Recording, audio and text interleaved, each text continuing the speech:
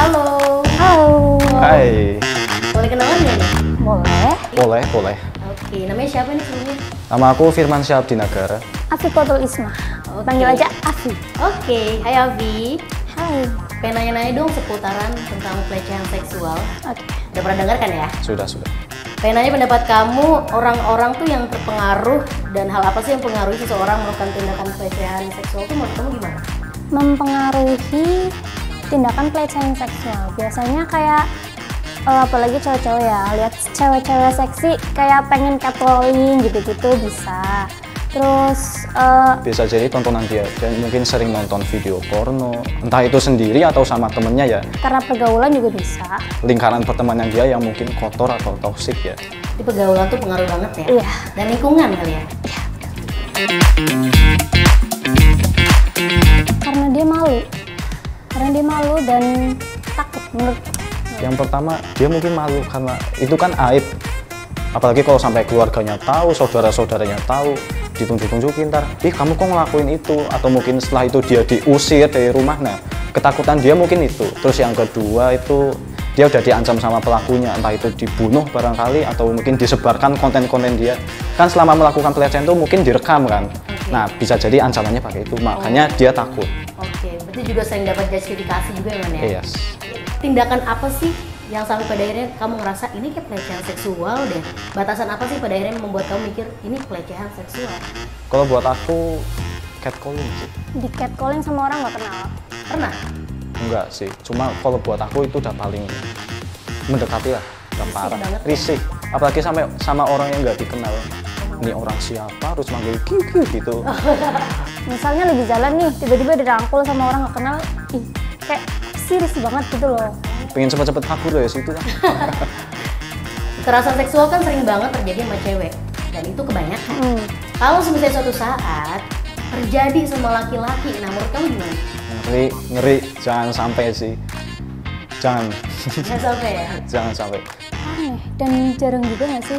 Tapi biasanya kalau laki-laki tuh nggak sadar. Bisa jadi karena yang melakukan itu perempuan kan, mungkin dia merasa, ini cewek kayaknya ngefans gitu. Aduh, Kan mungkin gitu. malah keenakan gitu ya? Malah keenakan. Gak kepikiran gitu loh. Aku nggak pernah lihat sih ya, maksudnya nggak pernah ngerasa, bukan ngerasa ya, nggak pernah lihat. Ada Tapi cowok. nggak menutup kemungkinan bisa terjadi kan? Iya sih. Nggak menutup kemungkinan, apalagi zaman sekarang kan. Buat cowok nggak cewek mungkin bisa jadi dia menjadi korban. Thank you, Vi. Oke. Thank you ya, Man. Yes. Makasih.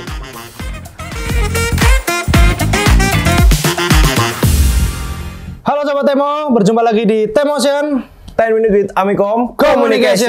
Bersama saya Oka dan saya Daru. Di sini kita akan menemani kalian untuk membahas dan memaparkan tentang sexual harassment. Kalau di bahasa Indonesia kan tuh apa? Pelecehan seksual.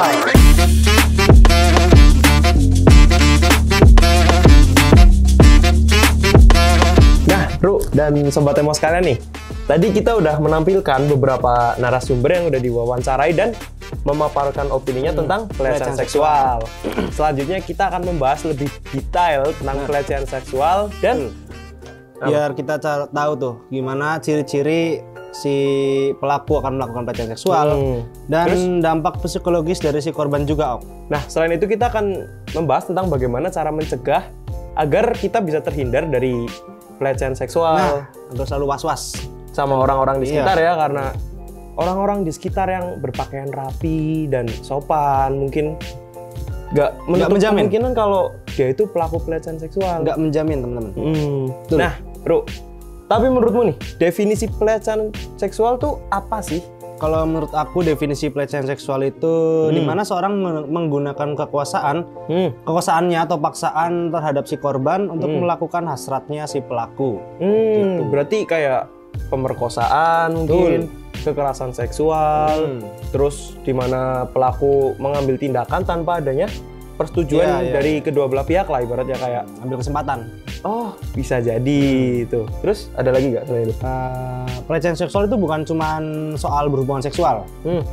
Itu, tapi bentuk lainnya ada kayak percobaan kekerasan seksual, bukan saling sih, kayak mengirimkan video porno. Oh, mengirimkan video Iya. porno, berarti kayak tiba-tiba ngirim gitu ya? Heeh. Aduh, Itu termasuk tindakan pelecehan seksual. Jadi udahlah, jangan ngirim-ngirim. Nah, Sobat Temo, dengerin Sobat tuh. Temo. Kurangin lah ya ngirim-ngirim video. Iya. Nggak jelas gitu lah ya, pokoknya Iya, sakit gitu aneh. Nah, sama melakukan kontak fisik atau sentuhan secara brutal juga termasuk pelecehan seksual. Yang secara brutal tuh gimana tuh? Coba tolong dijelasin. Random kan, gak ada angin, gak ada hujan. Megang jakun, megang gigi, megang mata gitu ya. Brutal itu, bro. Tapi selain itu bikin komentar-komentar gitu termasuk nggak sih? Oh iya, termasuk kayak body shaming tuh. Body shaming kan bukan cuma bully cuma ya. membuli, tapi kayak komen lekukan tubuhnya apa bahenol apa gimana itu masuk pelecehan seksual. Oh iya. Masuk pelecehan seksual, bro. Gitu. Tapi megang tangan terus ngerangkul gitu kan nggak pasti kalau itu pelecehan seksual kan? Iya. Bisa aja orang itu mau menolong karena ada apa mungkin. Terus cara membedakannya sih ada nggak kayak batasan normal dan batasan kalau itu udah pelecehan seksual? Oh, ada. Kayak kita harus mempertimbangkan dari perspektif si korban. Oh, sudut pandang korban. Iya, jadi beneran nggak nih pelecehan seksual atau kayak mana juga kan gitu. Berarti kayak korban nih ini nggak sih risih nggak sih diginiin Iya, gitu. gitu. Selain itu ada Sama kita harus melihat konsen dari kedua belah pihak. persetujuan. Persetujuan. Berarti kalau emang sama-sama mau tuh ada Ada something. something. Oh iya Gitu. iya. Tapi nggak pelecehan seksual tuh nggak cuma dialami oleh perempuan kan? Iya. Laki-laki juga nggak menutup kemungkinan lah kalau pelecehan seksual tuh laki-laki bisa menjadi korban ya. Iya, kayak kasusnya yang di Jogja kan ada. Oh ada? Yang Baru dengar aku. seorang pemuda menjadi korban begal payudara gara-gara gondrong. Dikira perempuan. Tolong Sobat Temo yang gondrong potong rambut ya untuk menghindari ini ya. Benar. Iya. Benar. Sama itu sih yang jelas isi otak dari si pelaku sendiri. Itu faktor-faktornya ya. Faktornya.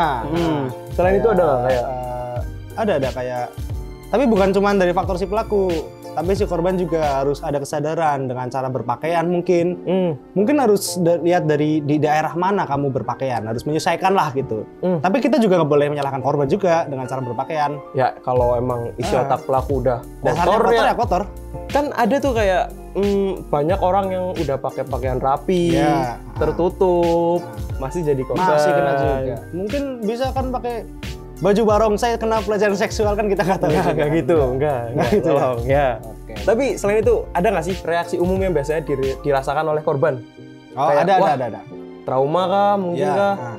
Itu masuk ke dampak psikologis ya kalau nggak salah ya? Iya, yang jelas itu yang kamu bilang tadi psikologis. Dampak psikologis. Yang paling sering dirasakan korban tuh trauma, ketakutan, sama yang mengkhawatirkan tuh dia mengalami post traumatic stress disorder, PTSD. Keren juga bahasanya tuh. Nah, Terutama- Sobat Temo, nice info nggak tuh? Apabila pelecehan itu mengarah ke kekerasan, pemerkosaan, intimidasi sama ancaman tuh ngeri. Tapi nggak cuma itu kan pasti. Nggak cuma ada itu. yang lebih parah kan? Ada. Apa tuh? Ada. Yang lebih parah tuh gejala itu memicu korban melakukan yang melukai dirinya sendiri. Gini loh. Cutting bisa. Paling parah juga bisa sampai suicide ya. Suicide. Itu ngeri. Sama malah lebih parah lagi tuh terkena tindakan apa namanya? Terkena penyakit menular. Oh, HIV/AIDS. itu luka internal sih udah. Luka internal. Apalagi HIV/AIDS juga obatnya belum ditemukan kan? Bener. Ngeri. Nah, selain itu nih, ada nggak sih kayak cara untuk mencegah kita agar nggak jadi korban gitu mungkin? Oh, iya. Untuk meminimalisir. Ya, ada. Ada kayak fokus dalam mencegah permasalahan ini bukan hanya pada pihak yang akan menjadi korban, tetapi juga Pelaku juga harus di. Iya, pihak yang terindikasi menjadi pelaku juga. Berarti kita nggak bisa nyatuin korban dan pelaku di satu Jangan ruangan dong, yang sama ya? Jangan dong, trauma. Nggak bisa tuh Sobat Temo. Jadi harus menghindari obrolan yang bersifat sensitif seperti pornografi. Oh, berarti kayak ngirim-ngirim video itu juga Jangan. bisa menimbulkan ini ya? Kayak konten-konten vulgar dan lain-lain. Dan kita harus seks edukasi secara dini oleh keluarga juga loh. Nah, tuh Sobat Temo, bagi yang Sobat Temo yang ingin berkeluarga, mungkin sejak kecil lah ya, sudah anaknya dididik tentang. Sama yang jelas harus itu mendekatkan diri dengan Tuhan, bro. Oh iya, sholat, ngaji, kegiatan positif atau lah. yang non Muslim bisa pergi ke gereja mungkin. Iya, sesuai kepercayaannya Agama lah. masing-masing ya. Yang penting positif. Nah, selain itu, ada nggak sih kayak langkah terbaik yang dapat dilakukan untuk menangani korban pelecehan seksual? Ada. Yang pertama apa tuh? Yang jelas harus yang itu korban menyadari bahwa kejadian tersebut bukan salah si korban. Dan korban juga nggak bisa menyalahkan diri sendiri kan pasti kan? Jangan menyalahkan dirinya sendiri karena ya emang bukan salah si korban. Iya. Gitu. Selain itu, reach out. oh, Kayak menyampaikan ke orang terdekat dan orang terpercaya. Cerita.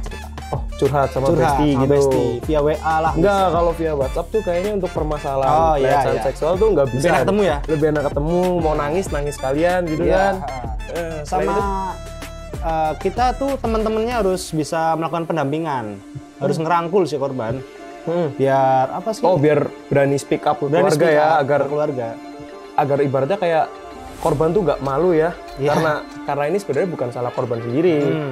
Sama ke psikologis. Oh ya, untuk mengobati Terus, trauma sih. iya, ke lapor keluarga jelas, Lapor keluarga jelas. ke pihak berwajib. Oh, untuk mengurangi pelaku-pelaku pelecehan seksual di luar sana sama ya. ke Komnas HAM atau ke LBH bisa. Itu paling penting. Oke, Sobat Temo. Jadi tadi kita udah menjelaskan tentang pelecehan seksual Ya. dan apa yang akan terjadi, terus dampak-dampaknya, Cara mencegah. terus cara mencegah. Langkah-langkah semuanya lah. Terus karena sayang banget nih kita udah di penghujung acara ya. Terus berarti kita emang di sini udah harus berpisah ya. Iya. Yaudah, kalau gitu nggak usah pakai kelamaan lah ya. Saya Oka. Saya Andaru, mewakili kru yang bertugas, pamit undur diri. Sampai jumpa dan salam komunikasi.